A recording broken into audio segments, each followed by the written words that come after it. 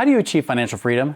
Is it just a pipe dream? Is it really just a fake thing that everybody just tries to sell you on because they're just trying to sell you crap? Well, that's sometimes true, but there is actually a way to create financial freedom, and I'll show you how I did for myself and many of our clients as well.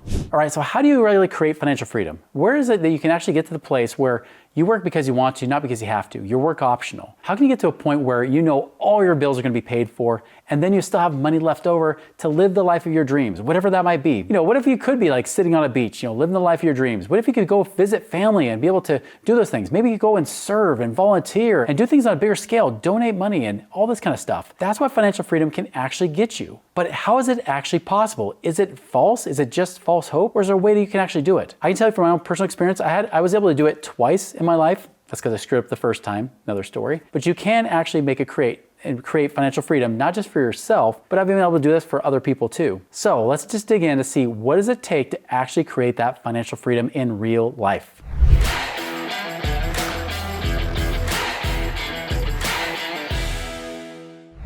All right, so there's really like 5 steps to a process of financial freedom. Now, I'll tell you first, the definition of my financial freedom is different than financial independence. I look at financial independence is where you have enough income coming in, passive income coming in to pay for your monthly bills. This takes care of all your living expenses and everything you have. Financial freedom, on the other hand, doesn't just pay for your bills, but pays for a lifestyle. And your life can be as complex or as simple as you want to make it. It's all individual, it's all up to you. And I'll tell you, everybody that comes to us, including this channel, this Money Ripples channel, if you haven't subscribed, do so today. But the people that come and follow our podcast and they're trying to learn how to create financial freedom are usually looking for some form where they know that if they do keep working, it's just gravy. It's just extra money they can use to spend on whatever they want. But they want to get to the point where they can actually have that freedom and not have to wait till they're 65 or 70 to do it, but even do it younger, maybe in their 40s and 50s, which we've had several clients do. Now, what is the actual process we've taught our clients to actually accomplish this? I'm going to give you that right now.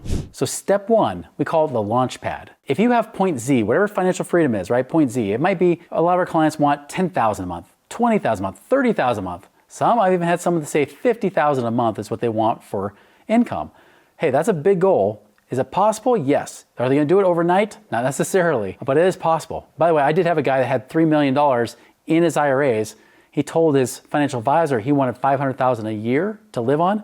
Financial advisor said, well, if you keep saving $200,000 a year for the next 15 years, then you might make it if inflation stays down. I told the guy, you can do the same thing, and in a couple of years, you'll hit that same number. But right now, you could hit $300,000 a year based on where you're at. So yes, it is possible. Financial freedom is possible, but it's not possible just invest your money in the stock market. I'll just tell you right now, very few people ever create financial freedom, invest their money in mutual funds. Let's look at the evidence. Fidelity has 45 million account users between 401ks and IRAs. Only 810,000 of those, 1.8%, have over $1 million. And of those that have $1 million, those that were surveyed, 35%, so over a third of them said, it will take a miracle for me to be able to retire. Why? Because they realize that if they have $1 million, based on traditional retirement planning, you should only live on 3% a year. That's $30,000 a year. They were like, wait, that's not even enough. I want more, because I'll tell you more and more today, easily, I've heard people say at least $6,000 to $10,000 a month is very typical. That's the typical kind of goal that people want to have that financial independence, even financial freedom. Most people want at least $10,000 a month for financial freedom. And so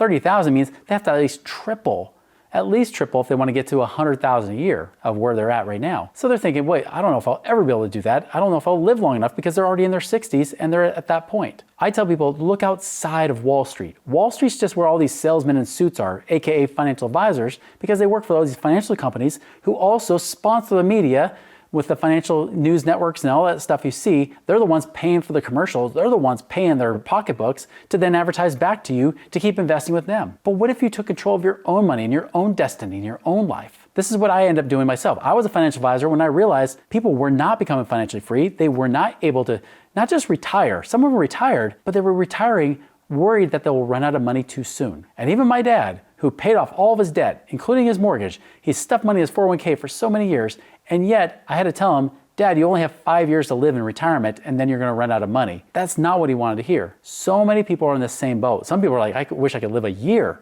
with the money I have saved. There is hope. There are options there to have that real, true financial freedom. It's just not in Wall Street. It's in Main Street investing, things like real estate investing and things like that. So when we do this launch pad, we got to see where your point A is. If you have point Z, you're at point A, right? We got to figure out what point A is. So this is where we look at everything. By the way, we have a point A for you on moneyripples.com. If you go to moneyripples.com, click on the passive income calculator, you put in your numbers, you can actually see what kind of passive income you could create in the next 12 months based on your current situation, not even where you will be, but just where you are right now. So that point A is where we look at. Where are the available funds? What do you have in savings, checking? Do you have money even in life insurance that you didn't realize you could use that to make more money with? Do you have money in these different places? Maybe it's old 401ks. Maybe you have IRAs. Maybe you have equity in your house. Maybe you have equity in rental properties. Maybe your rental properties aren't paying you enough compared to what the equity is.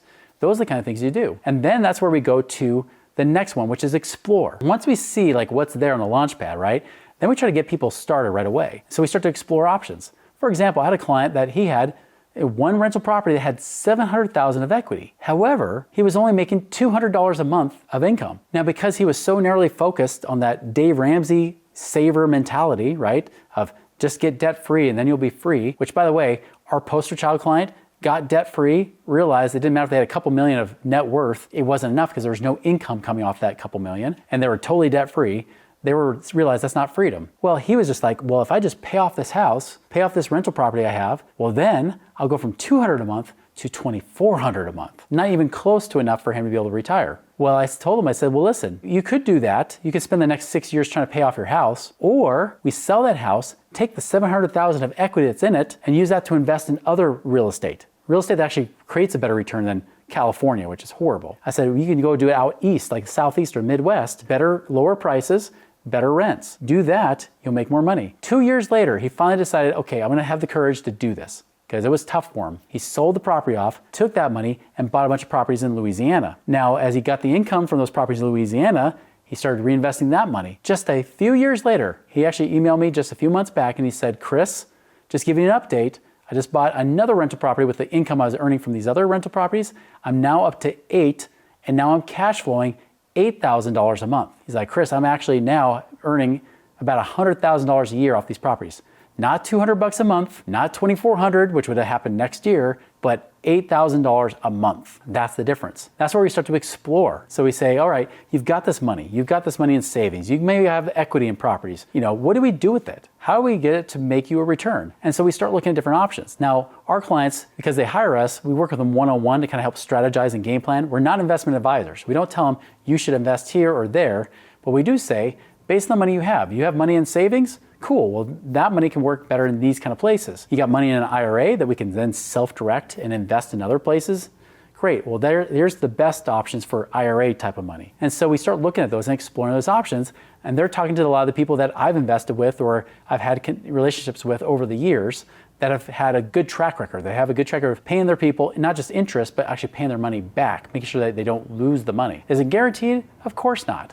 But they've had a great track record, and as a result, they have a good reputation in that area. And so those people will start to look at that. So they start exploring those options, talking to those different people. And then they come back and start asking us questions saying, hey, I know you're not on their payroll, guys. What do you think? What about this situation for us or this? Or here's our concerns, here's our fears. Things that they may not feel brave enough to bring up to those people directly. We might still send them back to ask those questions, but that's the kind of thing we go for. And then we start to have them commit. So we go from that launch pad to see where they're at, the second stage, which is exploring the options. And then 3, they start to commit. They start to say, all right, I'm gonna start using this money here. I had somebody that said, I'm gonna take this money and go invest $100,000 with this group because they pay 1% a month. That's $1,000 a month. And I'm getting paid the next month. Some might do oil and gas investments. They might say, well, I'm gonna put my money over here, make money over here. And that takes a little bit of time to grow, but eventually starts to kick off some returns after about 2 years or so. But they might say, I want quicker cash flow. Here's a debt fund that I can invest in that's 10, 11, or 12% a year as well. Oh, I can actually go and buy rental properties. The cash flow isn't great, but the appreciation can be awesome. And there's all these different things. I can go invest in apartment buildings, self-storage, even industrial complexes like Amazon businesses and whatnot.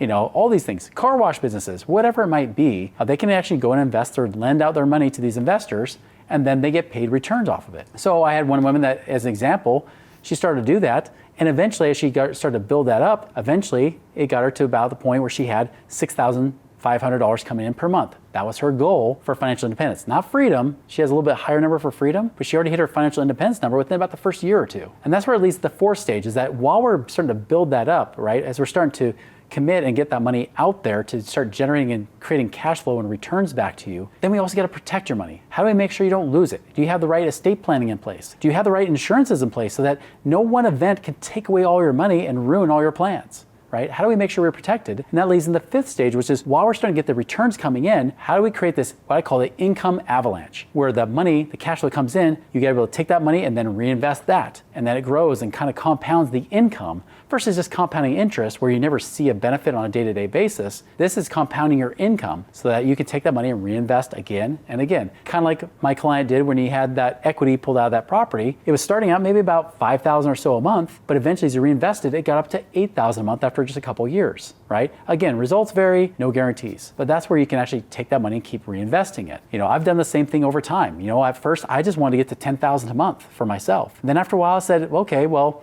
I'm enjoying this lifestyle. Let's get up to $20,000 a month. Now my next goal is almost there, probably within a year or so there, hitting $50,000 a month, right? Those kind of things, as you start to compound and create this income avalanche, creates more and more freedom so that you do become work optional. You work because you want to, not because you have to. You can quit today or you can keep working and then all that extra money is just gravy. I'll tell you, I had one client in particular that for him, it was everything. Because even though he wasn't financially free yet, he hadn't created that financial freedom yet, he was on his way there. During that process, he worked for Hollywood. What happened during 2020? It got shut down. So Hollywood was shut down, and the good news is he had enough passive income coming in, he barely had to touch his savings. And so he had enough, we still kept money in savings, that was part of the protection thing. He had money there, that was still, that passive income was coming in paying him, even though Hollywood wasn't. Once it reopened, he was able to get back on again and start building that and saving more to reinvest some more. But guess what? 2023 happened.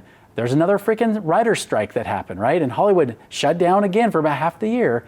He was okay. Where everyone else of his colleagues, they're frantically trying to figure out how to make money. He didn't have to worry. He had that peace of mind. Isn't that what financial freedom is all about? Is that you have that freedom to know that even if the worst were to happen, you and your family are okay. Now, like I said, if you want to figure out how to create more financial freedom for you and your family, you want to know what's possible in your situation, go to moneyripples.com, try that passive income calculator, and let's just see how much passive income is available and possible in your situation right now.